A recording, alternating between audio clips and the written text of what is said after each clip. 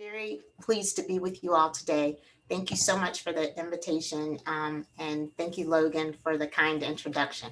So today I'm going to talk to you about racial and socioeconomic disparities and COVID-19. And I come from the health system world, so I'm going to approach this truly through the lens of health equity. And so would like to start in talking about disparities, especially as they relate to health. And they exist if the outcomes that are seen are to a greater or lesser extent between populations. And when we think about health disparities, it's very interesting that there's a really nice framework that has been developed by the county health rankings model that basically says when you take a look at what drives health outcomes, it's related to many of the factors that we're going to talk about today. There's a large percentage related to socioeconomic factors, your physical environment, and together those really make up social determinants of health, your health behaviors, and then healthcare, which only represents about 20% of the factors. But what's so interesting about it is that all of these things collectively contribute to an individual's ability to achieve good health. And it's important to recognize that social determinants have a significant impact. And that is especially true as we begin to look at what is going on with the unfolding of COVID-19 in this country. So I just want to start with a basic definition around disparities. And you can plug in racial, you can plug in socioeconomic, but if you think about it from the perspective that I come from, which is health, it's a particular type of difference that's closely linked with all of these other things, social, economic, and or environmental disadvantage. And they adversely affect groups of people who have systematically experienced obstacles due to something like their race, their ethnicity, their religion, or their socioeconomic status. Again, if you start to think about what is going on with COVID-19 in this country, it has disproportionately impacted our seniors. It has disproportionately impacted people of color. So these disparities, and specifically when we talk about health, are truly preventable. And they're preventable because if we just start to think about what are the underlying characteristics that are creating barriers for people to achieve their optimal state, in this case, optimal health. And from the perspective, again, of COVID-19, what we're starting to see unfold is that there are socially disadvantaged populations that are disproportionately impacted by this disease. So let's jump into what's going on with COVID-19. I'm sure if you watch the news, you listen to the news, if you just get a news feed to pop up, you are aware of the devastation of this pandemic, where we have had so many people who have been infected by COVID-19, over 25 million or close to 25 million. But the numbers of deaths have been soaring. Our deaths have exceeded over 474,000 to date. And it's actually been shared by the CDC that those numbers might be underestimated because there are folks with underlying conditions who may have died as a result of COVID-19, but that's not how their deaths were coded. They were coded based on heart disease or pneumonia or something else. In any event, it is devastating and is now one of the leading causes of death in this country. Very interestingly, back in March or April of last year, we began to see reports that surfaced about how COVID-19 was disproportionately impacting certain populations. And I mentioned seniors. As we all know, there was significant devastation, especially as it related to seniors who live in assisted living facilities or nursing homes or congregate facilities. But we also begin to see a disproportionate impact of people of color. And we started to see reports that popped up all over the country, starting to share this information. Here in Richmond, Our own local health department director at that time, Dr. Danny Avula, began to raise some red flags. And while the numbers in the Richmond area were small, they were pretty significant and were telling a very sad story as it related to our Black and Brown communities. Fast forward to what the CDC has been tracking, and they actually have a tracker that you can pull up at any given time. And what the CDC has basically come out and said is that race and ethnicity are risk markers for other underlying conditions that affect health. And when you put that factor with COVID-19, you have a recipe for true disaster. It essentially is what we've got going on, because we know that disproportionately many minorities have been impacted in different ways by chronic conditions. And then you place on top of that this devastating virus. And what you see is when you do comparisons of minority communities to whites, you see the type of data that is shown on this slide, where essentially your hospitalization rate is 4 times higher for your American Indian and Alaska Native and non-Hispanic person population than whites. For Blacks, it's 3.7 times higher. And when it comes to deaths, you are seeing almost triple digits, almost 3 times higher than whites. And again, we think part of it has to do with the underlying health conditions, but there's some other factors as well that are playing a significant role. If you bring this closer to home and start thinking about what is happening in Virginia, to date, we've had over 500,000 cases and almost 6,800 deaths. But the interesting part is the story behind the numbers, which is when you start to see who is impacted. Whereas the Latino population represents about 10% of the population in Virginia, but 18% of the cases. For Blacks, the numbers have started to line up a little bit over the past few months, but still a little bit of a disproportionate impact, with 20% of the population being Black, but almost 22% of the cases in the state. When you look at Richmond, again, about 13,000 cases and about 142 deaths, but some similar statistics. 7% of the population reports as Latino, but it's 17% of the cases. Now, while 48% of the population in the Richmond area is Black, only 45% of the cases, but the deaths are also just a little bit skewed as well. So VCU Health System thought it would be a good idea to start looking at what's going on with the populations that we serve, because we are seeing a large number of admissions for COVID-19 positive individuals. And so we had almost 17,000 people to date who have been admitted to our hospital with COVID-19. About 54% were Black.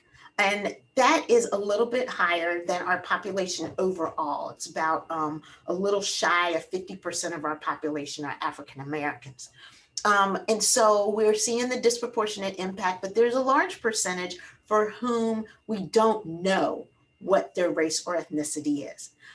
But of particular interest, when we look at the ethnicity, when we look at who is it that is self-identifying as Hispanic or Latino, 11% of the population that is COVID-19 has identified as Hispanic or Latino. Overall, for our population in the health system, it's about 6% of the population that we serve.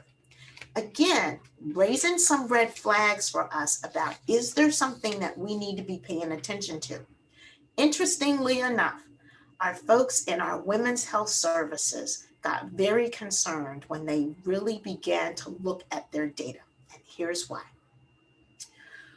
What we've seen to date is we've had almost 2,000 of our OB patients who've been tested for COVID-19. Of those, 84 have tested positive. But the disturbing statistic is 72% of those patients self-identified as Latina. Again, raising a significant concern about what is happening in our populations that are being served in this region, and what is it that we should be doing about it. So before we can jump to what should we do, we need to understand what are the drivers of these social, economic, and health disparities that are related to COVID-19. And there are a few that I'd like to just talk with you about this afternoon. And I broke them down into 5 buckets: trust, transparency, there are societal factors, access to healthcare services, and then communications. So let's start with trust. And we're going to just call it what it is. There's historical mistrust, especially amongst people of color. And if you ask why, there are a couple of things we can point to. One, historical research practices, especially amongst African Americans. If you think about initiatives like the Tuskegee experiment that lasted for 40 years, from 1932 to 1972, in which over 600 Black men who had syphilis were engaged in a study and told that they just had bad blood. And they were studied by the federal government. And even when there were cures for syphilis that were available, medications available, they were not offered those because the government wanted to study over a period of time what happened to these individuals. That does not bode well as you think about what is going on now, especially as it relates to the clinical trials that we've invited people to be a part of as it relates to the studies for COVID-19. If you think about who was involved in the COVID-19 testing, there were over 350,000 people who participated in the clinical trials for the COVID-19 vaccine, but only 10% were African American. Goes back to historical mistrust. And then there's a high societal mistrust around issues, especially for our Latino population, around immigration. So let's just talk about very specifically and candidly what happens if you get COVID or you are suspected of having COVID. You interface with contact tracers, and the contact tracers ask you questions about who you've been around, and we need to reach out to them. Well, if your associates, if your family members are not in the country legally, then the question is, what happens with that information? What are you going to do once you reach those people? Are you going to turn them in to INS? And so there's a high level of mistrust, even around something as basic as a public health policy that is truly put in place to save lives. There was a study recently that was done by the Kaiser Family Foundation that asked the question about whether or not individuals were confident that the vaccine distribution was taken into account the needs of individuals, people of color. And it's very interesting. When you look at the data, you can see on the graphs on this slide that there were Black individuals who were not feeling that with a high level of confidence that the way that the vaccine was going to be distributed was really taking into account the needs of Black people. And then for Hispanics, same results. Not a high level of confidence that there were really concerns and considerations about Hispanic or Latino people. So this mistrust is a critical issue, not only in getting information out about COVID-19, but also as we're talking about rolling out the vaccines. The next is lack of transparency.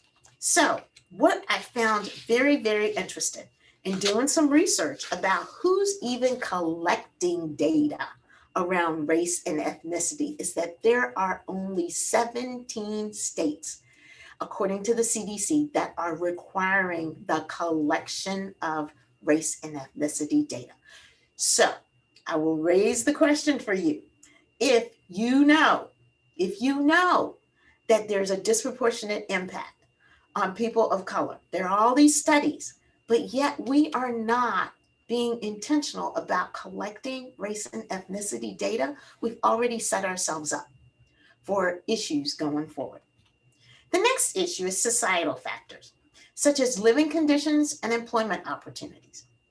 So one thing that we know is that people of color are disproportionately represented in essential work settings, which increases their risk for exposure to the virus.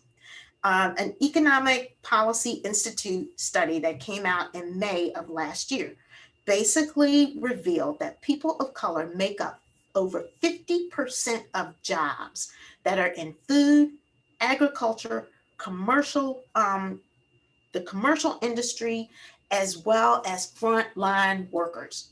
So the ability for over 50% of that population, the ability of people to telework who are in frontline essential workers, understanding that over 50% are people of color, has been minimized.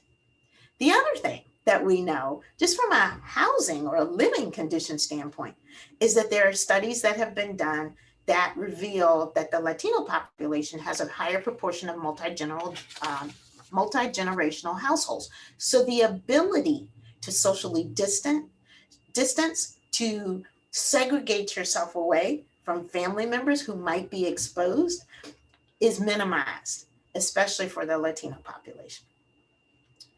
The next area is access to healthcare services. Now, one of the agencies that tracks quality indicators in regards to health is the Agency for Healthcare Research and Quality, or AHRQ. And every year they publish a study about quality indicators related to health and healthcare. And the 2018 report that came out basically shared that more than half of access measures showed improvement. And there are 250 measures, which is great. However, the report also noted that disparities persist, especially for poor and uninsured populations in all priority areas. But then when you think about the racial and the ethnic disparities, what the report found is for the groups that are listed here, Blacks, American Indians, Native Hawaiians, and Pacific Islanders, consistently in 40% of the quality measures receive worse care than whites. Very telling story, even today.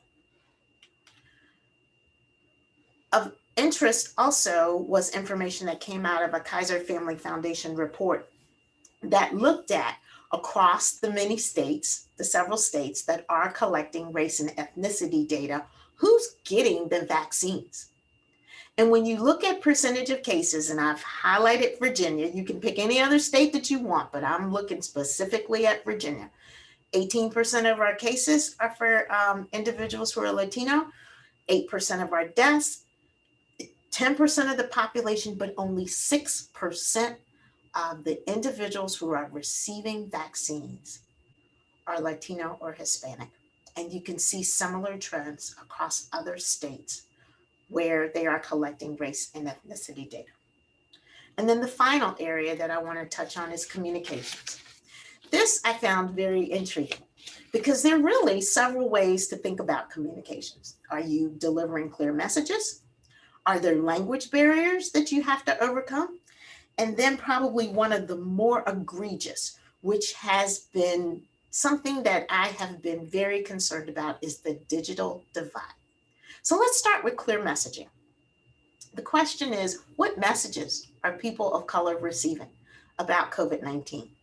Most recently, there was a very, very disturbing mishap that occurred from the health department, the Virginia Department of Health, and an information that was released that basically said, when it was translated, that individuals who are Latino do not need to get the COVID vaccine. And it truly was a mishap in translation, because that is not what the English version said. It's those types of things we need to be extra vigilant about. There's such a concern about African Americans making the decision not to receive the vaccine that a coalition, the Black Coalition Against COVID-19, which is comprised of historically Black colleges and universities and their medical schools, the Black Nurses Association, the Black Physicians Association, and the NAACP wrote a love letter to Black America, pleading with African Americans to please consider taking the COVID vaccine shot. In regards to language barriers, we have to be vigilant in putting together information in multiple languages. A great deal of work has been done here in the Greater Richmond area to translate information from English into other languages, especially Spanish. But we had to go one step further because we realized that the health literacy rates are low amongst many of our people of color. And so we worked with marketing specialists to try and beef up these very educational pieces of information with infographics. So if you can't read, there's the opportunity for you to still get the message if you can just look at the pictures. And then the digital divide. So I'm going to give you a very clear and focused example of why this is so critical.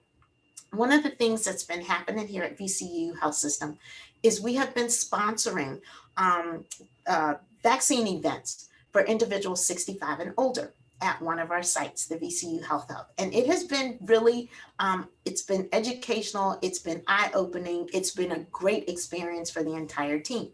But we've been doing this at the same time that the health department is also running large events. And the health departments have asked people to register through an interest form online. And they also give the option for people to call in. Well, one of the things that has happened when people are calling, because that's the only way right now, that we've got a way to sign up for the events at the Health Hub, is we're also advising people that they do have the opportunity to fill out the interest form for the health department. I happen to receive many of these calls.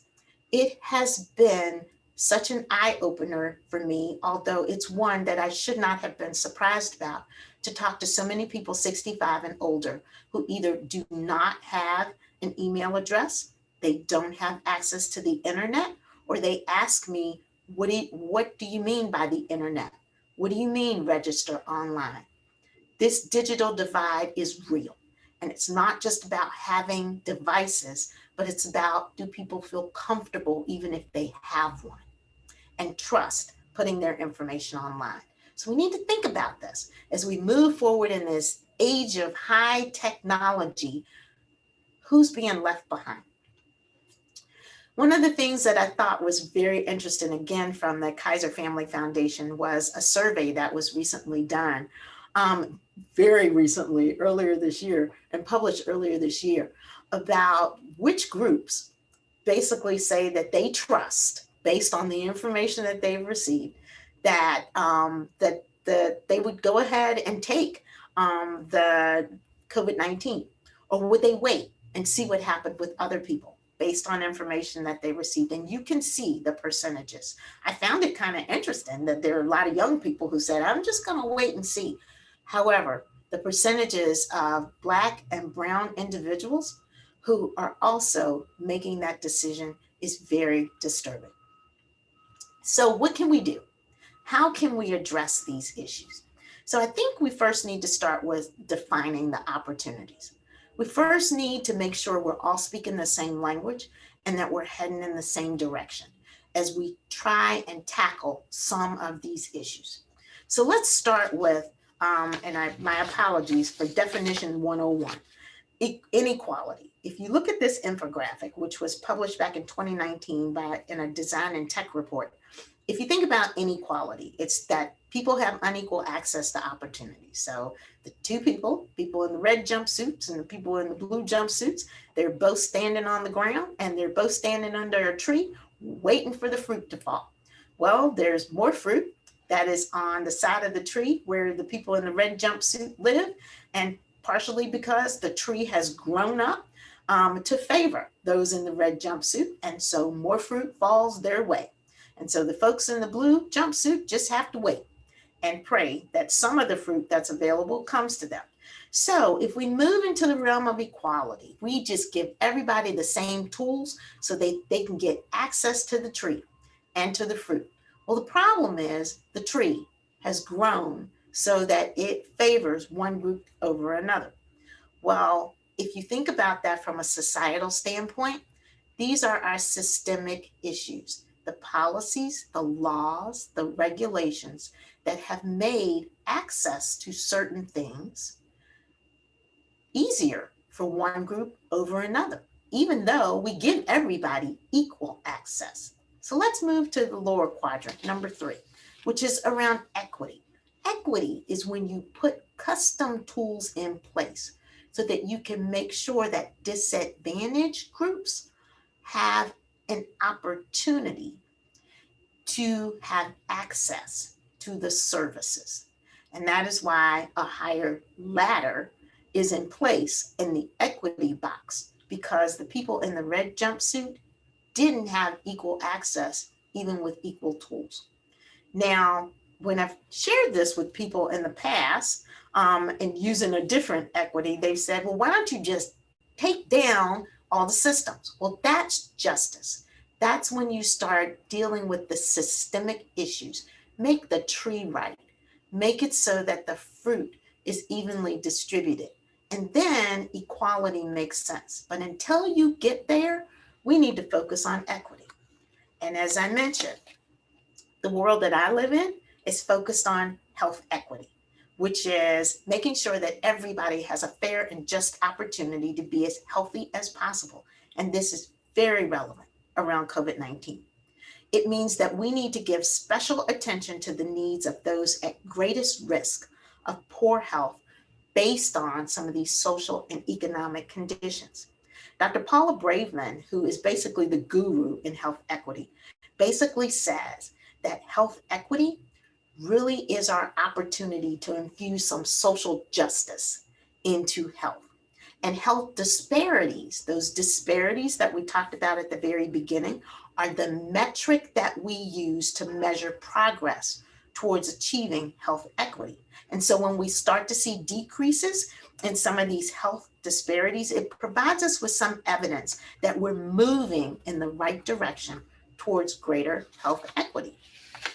All right, so the health equity from our perspective is putting those additional rungs in the ladder so that the people in the red jumpsuits can really get access to whatever it is that they need in order to be on a level playing field with everyone else.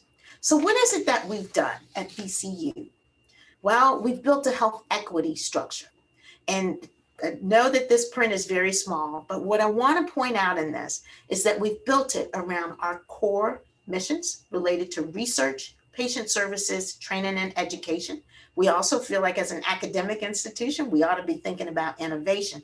And then when COVID-19 came along, we asked our health equity initiative to really focus on what's going on, because we were also taking a look at the data and seeing the disproportionate impact on minorities and seniors. And so we put together teams that were focused on education, around telehealth, and around supporting the health departments and the community partners. And so I'd like to walk through with you what it is we're doing to try and close the gap, to put extra rungs in the ladder so that we're giving everybody an equal opportunity. So the first is around education, especially for African Americans, Latinos, and our seniors. We've launched educational initiatives with our city health department.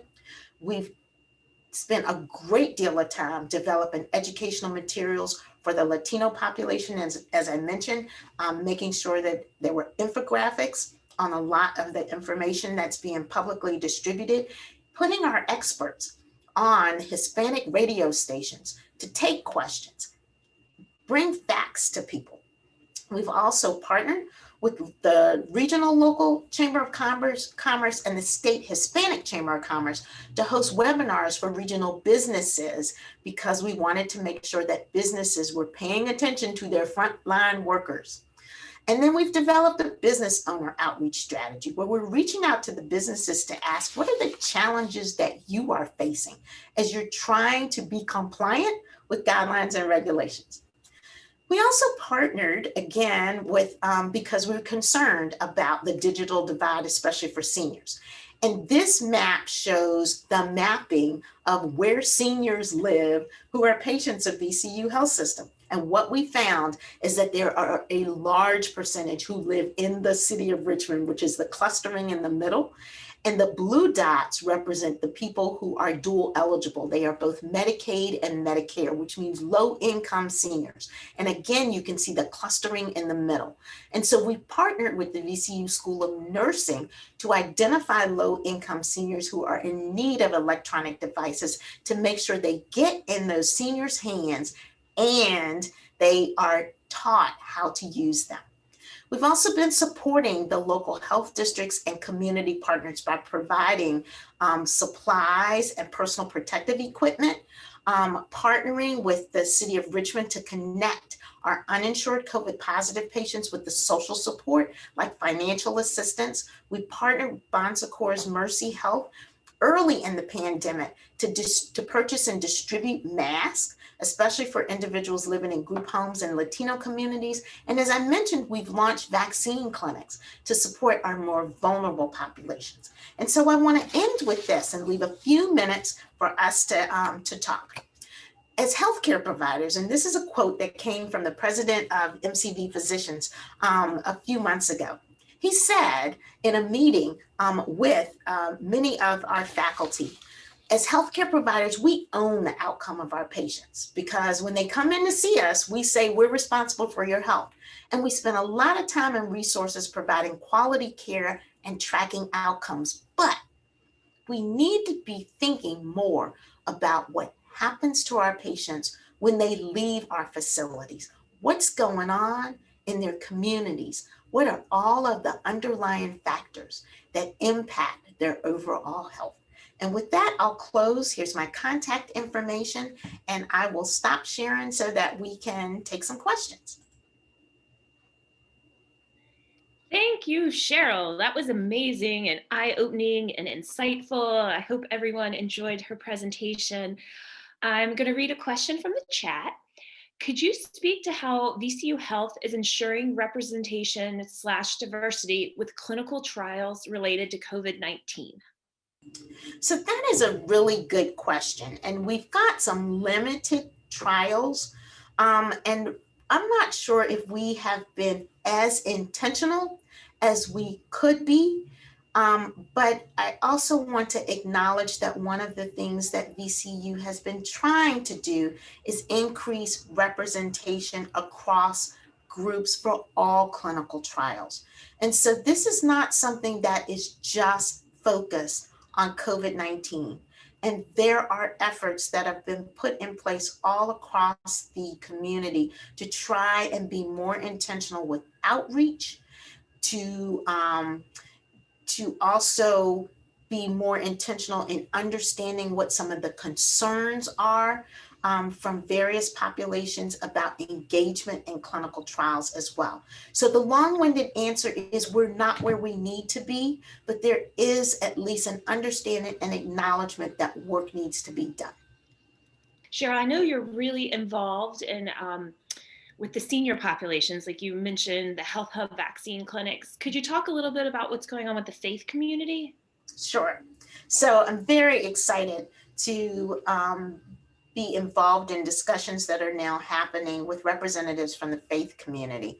And about a year or so ago, our director of our Massey Cancer Center, Dr. Rob Wynn, partnered with several local churches to develop something called the Faith and Facts on Fridays Network, which is comprised of faith leaders from about 40 different congregations across the region.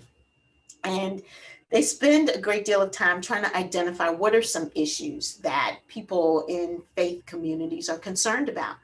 And so recently, discussions have begun around how we can engage these churches and houses of worship across the region to be places that can engage not only their congregations, but the communities that they serve to learn more about COVID-19, to learn about the vaccines, and in the future, host vaccine events so that we can get their leadership engaged in giving out the message, being the influencers who are taking the vaccine and sharing with people their experiences. So we've just started on that journey. And as soon as we have more vaccines, we will begin to roll those events out. Although this past weekend, we had a couple of churches that were engaged in a couple of small events with the local health department. So I'm very excited about that. And a question is, have you seen efforts to include translators or individuals or students who are bilingual at vaccination events to assist non-bilingual vaccinators? Not at vaccination events, but definitely at the testing events. It's now one of the things, and I don't want to spend a lot of time on this because it would take a long time to explain the details. The rollout of the vaccines is based on state guidelines. And so one of the things that's happened is there's been a focus on healthcare workers first, and then essential workers, but it's just a small percentage of essential workers, starting with police, fire, teachers, K through 12 teachers, and childcare workers. And so we haven't really expanded to many other frontline workers. The other thing that's happened is the focus has been on 65 and above. We do know that there is going to be a need for the engagement of translators as we continue to roll out to essential workers and when we get to the general public.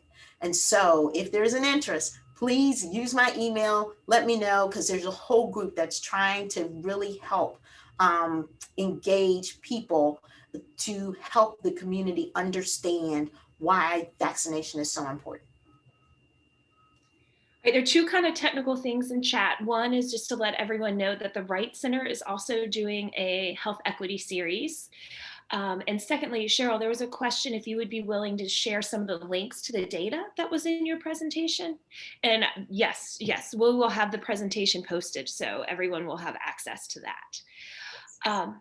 Okay, I think we have another question. Facts and faith conversations seem like a great extension of activating that final quotation you shared about what happens to patients after they leave the hospital or clinic. What other efforts can VCU make? That's a great question. I think that there are multiple opportunities that we haven't even explored yet. And would love feedback from you guys about what other efforts we should be thinking about.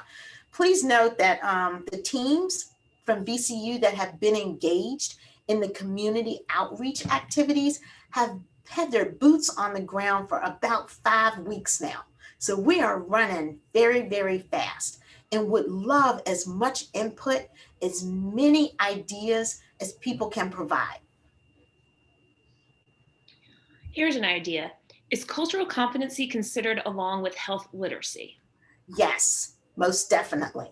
And as I mentioned to you, our team at VCU has been working with a group of about 20 community members to help guide what is happening, especially at the local health departments, in the translation of documents. And one of the things that we've impressed is that it is not enough to translate from English to Spanish, that there is a need to really look at what is being said, because there are certain phrases, there's certain words that just don't translate the same way. And so one of the things that the team that has come together, it is a task force that is focused on education and outreach to the Latino community. The group is spending a lot of time looking at videos that are in English, documents that are in English, and then trying to figure out how to appropriately translate, use infographics to get the same messages across to diverse populations. Thank you. And I think we have time for one last question, and that's if one was in a rural area, How would an individual engage the community to increase health literacy and promote COVID-19 vaccinations? Oh, wow. What a great question. Every community is different. And one of the major lessons I've learned is don't try to translate what happens in an urban area to a rural area.